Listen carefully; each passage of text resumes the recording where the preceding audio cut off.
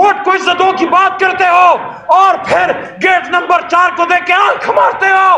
یا ووٹ کو عزت دو یا گیٹ نمبر 4 کی چاکری کرو. پاکستان کے طاقتور لوگوں نے مینڈیٹ کو تسلیم نہیں کیا, اس کا نقصان ہوا, ہندوستان نے فائدہ اٹھایا.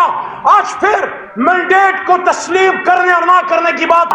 وہ مسکرا کے مجھے کہنے لگے مجھے بھی کسی ایسے ہی ڈیتھ سیل میں رکھا ہے. کیا پاکستان کا امت کا لیڈر ڈیتھ سیل میں رکھنے کے قابل ہے؟ کیا یہ نقصان صرف اس کا ہے یا اس قوم کا ہے؟ میں تمام پولیٹیکل ورکرز کو کہنا چاہتا ہوں, اپنے حصے کی شمع جلاؤ. شکوہ جو ظلمت کا ہے وہ مت کرتے جانا. شکوہ ظلمت شب سے تو بہتر تھا اپنے حصے کی کوئی شمع جلاتے جاتے. آپ جس بھٹو کے ساتھ تھے وہ ایک تحریک تھی, ہمارے آبا و اجداد جس قائد کے ساتھ وہ تحریک تھی, وہ تحریک آج بھی زندہ ہے. صرف چہرے بدلے ہیں, نام بدلا ہے, جھنڈا وہی ہے. نکلو پاکستان کے لیے, عمران خان صاحب کے لیے, اپنے بچوں کے لیے, رول آف لا کے لیے. ہم تو نکلے ہیں, ہم تو کہتے ہیں, ہم تو کہتے رہیں گے کہ یہ نظام بدلنے کے لیے ہے, یہ بدلنے والا ہے, بس آپ کے نکلنے کی دیر ہے. اگرچہ بت ہیں جماعت کی آستینوں میں, اگرچہ بت ہیں علوی صاحب, اگرچہ بت ہیں جماعت کی آستینوں میں, مجھے ہے حکم اذاں لا الہ الا اللہ. ہم کسی خاص شخصیت کے خلاف نہیں, ہم اس سوچ کے خلاف ہیں کہ جب اس عوام نے ووٹ دیا, حق تھا, صحیح تھا, غلط تھا, جیسا بھی تھا, عوام نے ووٹ دیا تھا, دے دیتے شیخ مجیب کو, کیا کر لیتا. آپ نے مینڈیٹ پہ ڈاکہ ڈالا, دیکھو پاکستان کے ساتھ کیا ہوا. ابھی اگر حمود الرحمان کمیشن کی بات عمران خان کرتے ہیں, وہ یہ نہیں کہتے, وہ کسی ادارے کے خلاف نہیں ہیں, وہ اپنے آرم فورسز کے ساتھ مضبوط کھڑے, لیکن وہ یہ کہتے ہیں It is because of you that I am here. اور جتنے ہمارے دوست وکلاء جنہوں نے اس کو منعقد کیا ہے, صدر بھی آئے ہیں اشتاق صاحب, اور فارمر صدر ہماری ILF کے اور موجودہ چیف آرگنائزر جعفری صاحب, all of you, ظہور بھائی آپ سب کا, بھٹا صاحب پرانے پولیٹیکل ورکر ہیں, آپ سب کا بہت شکریہ. ہماری بہنیں یہاں آئی ہیں, پشاور سے شاندانہ گلزار صاحب آئی ہیں, ہماری وکلاء بہنیں یہاں سامنے بیٹھی ہیں. So we are here for cause, ٹھیک ہے, we are here for a cause. ہمیں کوئی زبردستی ادھر لے کے نہیں آیا. So when we go we need to go with a message, ٹھیک ہے جی. فردوس بھائی پرانے میرے ساتھی, میرے سینئر, آپ سے سیکھا. Alvi Saab, we look up to you and so good to see you here back with us on stage. A'udhu billahi minash shaitanir rajim. Bismillahir rahmanir rahim. Inna Allaha wa malaikatahu yusalluna 'alan nabi ya ayyuhallazina amanu sallu alayhi wa sallimu taslima. Durud Sharif. درود شریف پڑھ لیجیے, اس کے بعد خاموشی. اللہم صلی وسلم مبارک علی سیدنا محمد رسول اللہ خاتم النبیین صلی اللہ علیہ وآلہ وآصحابہ وسلم. هو اللہ الذی لا الہ الا هو عالم الغیب والشہادۃ هو الرحمن الرحیم. هو اللہ الذی لا الہ الا هو الملک القدوس السلام المؤمن المہیمن العزیز الجبار المتکبر سبحان اللہ عما یشرکون. هو الله الخالق البارئ المصور له الاسماء الحسنى يسبح له ما في السماوات والارض وهو العزيز الحكيم. صدق الله العظيم. میرے دوستو, میرے بھائیو, سابق صدر پاکستان جناب عارف علوی صاحب, میرے ILF کے صدر چوئی اشتیاق صاحب, چیف آرگنائزر جعفری صاحب, میری خاص کر میری بہنیں وکلاء جو ادھر بیٹھی ہیں, اور تمام حاضرین اور میرے بھائی میرے دوست جو اور بھی جماعتوں کے ادھر بیٹھے ہیں, آپ کو سلام. اور مجھے اتنی خوشی ہے جب سے مجھے معظم بٹ صاحب نے کہا کہ آپ نے کراچی بار میں آنا ہے, میں آپ کو بتا نہیں سکتا. اس کی وجہ یہ ہے کہ میں اپنے والد مرحوم ولی محمد صاحب سے اور اپنے لیڈر عمران خان سے بھی زیادہ, سب سے زیادہ جس شخصیت سے میں محبت کرتا ہوں, جس سے میں عشق کرتا ہوں, جس کو میں مانتا ہوں, وہ ہے محمد Ali Jinnah.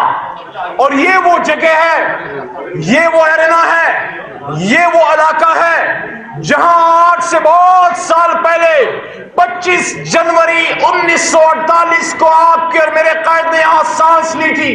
We are sharing the same space with a great man, the greatest man probably in the last 1000 years which the ummah has given to the Islamic ummah, Muhammad Ali Jinnah. آج ہم وہاں کھڑے ہیں, رول آف لا کی بات کر رہے ہیں, وہ جگہ کہ کاش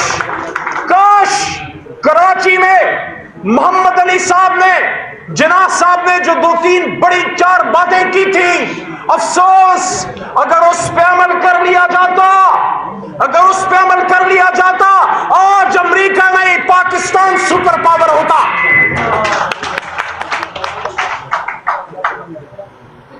25 جنوری کو قائد نے یہاں کے وضاحت کی اور کلیئر ڈائریکشن دی امت مسلمہ کے سرخیل ملک پاکستان کے لیے, اور کیا کہا انہوں نے؟ یہ کہا کہ I am hearing this mischief and people are spreading propaganda. الفاظ میں اوپر نیچے ہو سکتا ہے, message is the same, and people are spreading propaganda that the constitution of Pakistan will not be based on Sharia.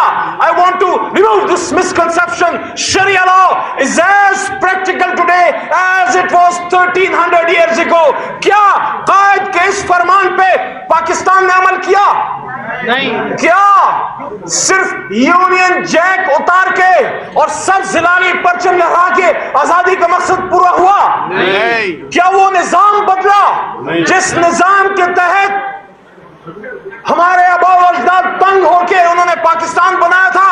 یہاں کراچی بار ایسوسی ایشن آتے ہوئے میں آج بھی جو بار پاکستان کی روڈوں پہ غربت دیکھ کے آیا ہوں, یہ وہی غربت ہے جو میرے مردان کی روڈوں پہ بھی ہے, یہ وہی بھوک اور ننگ ہے جو پشاور میں بھی ننگی ناچ رہی ہے, یہ وہی افلاس ہے جو لاہور میں بھی اور کوئٹہ میں بھی ہے, یہ کراچی جو شہر قائد ہے which was supposed to be a city of lights. کیا یہ کراچی جو پورے پاکستان کا ویسے تو دار الخلافہ اسلام آباد ہے, لیکن انسانوں کے لحاظ سے اگر دیکھیں, یہاں آپ کو بلوچ ملے گا, یہاں آپ کو پختون ملے گا, سندھی ہے, یہ شہر اردو سپیکنگ کا ہے, یہاں آپ کو براوی ملے گا, کشمیری ملے گا, گلگتی ملے گا, پنجابی ملے گا. Karachi is a mini Pakistan, but in the last 75 years have we made Karachi presentable? کہ ہم اس کو سامنے رکھیں, یہ تمہارا واشنگٹن ہے, یہ میرا کراچی ہے, یہ تمہارا نیو یارک ہے, یہ میرا لاہور ہے, یہ تمہارا لندن ہے, تم سے آزادی چاہتا تھا, یہ دیکھو یہ تمہارا لندن ہے, یہ میرا کراچی, یہ میرا اسلام آباد ہے, اور تم سے آزادی چاہتا ہوں. میں سری نگر کو آزاد کرانا چاہتا ہوں, میں مقبوضہ کشمیر کو آزاد کرانا چاہتا ہوں. یہ مقبوضہ کشمیر ہے, ظلم ہے, زبردستی ہے, ریپس ہے, مارا ماری ہے. یہ مظفر آباد ہے, خوشی ہے, روشنیاں ہیں, امن ہے, وہاں پہ خوشحالی ہے. کیا ہم نے کر دیا؟ کیا مظفر آباد کو سری نگر کے مقابلے میں پیش کر سکتے ہو؟ کیا کراچی یا اسلام آباد کو نئی دلی یا لندن کے مقابلے میں پیش کر سکتے ہو؟ سوال کرو اپنے آپ سے کہ کیا اللہ نے موقع نہیں دیے؟ موقع تو بڑے دیے, مواقع تو بڑے آئے, لیڈر بھی آئے, قوم بھی کھڑی ہوئی. کل رات وکلاء کے ساتھ بیٹھ کے میں نے یہ بات کی, آپ کی توجہ ہے ادھر, میں نے یہ بات کی کہ اس دھرتی نے پچھلے 100 سال میں 3 بڑی تحریکیں دیکھی. یا تحریک پاکستان جس میں یوتھ کھڑی ہوئی, وہ تحریک نہیں جو لانچ ہوتی ہے, وہ تحریک نہیں جس کے پیچھے کوئی ہوتا ہے, وہ تحریک نہیں جو کہیں کچھ لوگ کسی جگہ پہ بیٹھ کے سوچ کے چلاتے ہیں, پیسہ پھینکتے. نو, وہ تحریک جو کسان کے آنگن سے نکلتی ہے, وہ تحریک جو ریڑھی بان چلاتا ہے, وہ تحریک جو کارکن چلاتا ہے, وہ تحریک جو ٹیچر چلاتا ہے, مزدور چلاتا ہے, فیکٹری اونر چلاتا ہے, کھیت کھلیان کے کسان سے لے کے اسٹیٹ تک سب اس تحریک کا حصہ بنتے ہیں. وہ تھی تحریک پاکستان. یا پھر بھٹو کے ساتھ قوم کھڑی ہوئی روٹی کپڑا مکان پہ کے نام پہ. آج بھٹو کہاں چلا گیا, اس کا خاندان کدھر ہے؟ اور یہ دیکھ لو کہ روٹی کپڑا مکان سارا زرداری صاحب اپنے ساتھ جمع کر کے آج بھی غریب ہے, آج بھی مزدور ہے. آپ کہتے ہو روٹی کپڑا مکان, آپ مجھے بتاؤ पिछले 16, 17, 18 साल से कंटिन्यूसली पीपल्स पार्टी की हुकूमत है। क्या भुट्टो का ये फलसफा था? क्या जना का ये फलसफा था? नहीं था ना। क्या जना ने, एक मिनट जी, क्या जना ने खानदान को आगे लेके आया? क्या जना का बेटा आगे आया? क्या जना ने अपनी जिंदगी में अपने बहन को आगे किया? क्या ये सोच हम मॉरिशियस की सोच लेके चले थे? क्या पाकिस्तान आजाद लोगों के लिए नहीं बना था? आजादी किस लिए नहीं थी? ये खानवादे, ये बड़े बड़े लीडर, ये बड़े बड़े जो अपने आप को पीर फकीर कहते हैं, इस्लाम को आजाद करने आया था। हजरत उमर फारूक रज़ियल्लाहु अन्हु ने फरमाया कि लोगों, मां ने तो अपने बच्चों को आजाद जना था, तुमने कब से उनको गुलाम बनाना शुरू किया? कोई पीरी फकीरी का गुलाम, कोई खानवादे का गुलाम, कोई किसी मौलवी का गुलाम, कोई किसी सरदार का गुलाम, कोई किसी जाट का, कोई किसी बहुत बड़े जागीरदार का, किसी सियासतदान का। क्यों नहीं पीपल्स पार्टी में एक गरीब का बेटा चेयरमैन बन सकता? ये वो सोच लेके इमरान खान आया और एक और तहरीक चली, एक जिना की तहरीक, एक भुट्टो की तहरीक और अब इमरान खान की तहरीक। मैं आज कराची में, कराची बार एसोसिएशन में खड़े होके उसी पोडियम पे, उसी जगह पे जहां कभी कायद खड़े होके शरीयत की बात कर गया, इंसाफ की बात कर गया, डेमोक्रेसी की बात कर गया, कॉन्स्टिट्यूशन की बात कर गया। No, we have to take stand for rule of law, not for Imran Khan. Imran Khan आपको पेडिस्टल दे रहा है, वो आपको मौका दे रहा है। इमरान खान का क्या है? एक शख्स है 73 साल, आज नहीं तो कल कुल नफ्सिन ज़ाइक़तुल मौत। आपसे पूछना चाहता हूं, आप जिस भी जमात से हैं, जिस भी तबका फिक्र से हैं, मैं आपको चैलेंज देता हूं, कभी भी आप ये गिला नहीं कर सकते कि हम मौजूद थे लेकिन कोई तहरीक ही नहीं थी, कोई लोग ही नहीं थे, कोई मौका ही नहीं था। नहीं, मौका है, तहरीक है, रूल ऑफ लॉ के लिए हम खड़े हैं, कुर्बानियां दे के खड़े हैं। जिस वकील के यूनिफॉर्म में आज खड़ा हूं, इसी वकील के यूनिफॉर्म में, इस हाथों में हथकड़ियां डाल के, उसी मर्दान बार में जहां मैंने वकालत सीखी, फिर प्रैक्टिस की, वहां मुझे फिराया गया। द मैसेज वाज कि मैं डर जाऊं, मैं पीछे हट जाऊं। क्या आप डरोगे? क्या आप पीछे हट सकते हो? पीछे हटना is not an option. It is not an option. It is not about you or you. It is about your kids, जिनको आप सुबह अपने लॉयर यूनिफॉर्म पहन के स्कूल में ड्रॉप करते हो, फिर आप कचहरी में आते हो, फिर आप प्रैक्टिस करते हो, फिर आप अपनी फैक्ट्री में, कोई जाता है, कोई अपनी दुकान पे जाता है, कोई अपनी यूनिवर्सिटी टीचिंग करने जाता है। उन बच्चों का सोचो, कल को तुम नहीं होगे।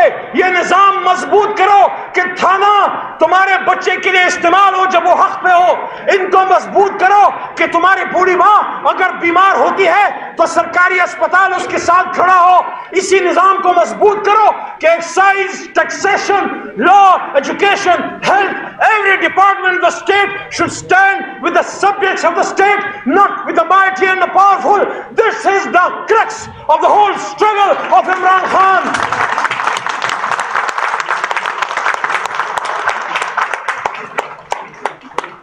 मेरे दोस्तों, मेरे भाइयों, वही कायद आज़म जिसने यहां ये बात की थी कि पाकिस्तान का आईन कुरान पे मबनी होगा, उसी ने ये 25 जनवरी को बात की और फिर फरवरी में सिब्बी दरबार कराची से दूर बलोचिस्तान में जाके खान साहब के लीडर, मुंह में हमेशा इमरान खान का नाम आता है, कायद आज़म मोहम्मद अली जिन्ना ने सिब्बी दरबार में फिर वो तारीखी अल्फाज अदा किए।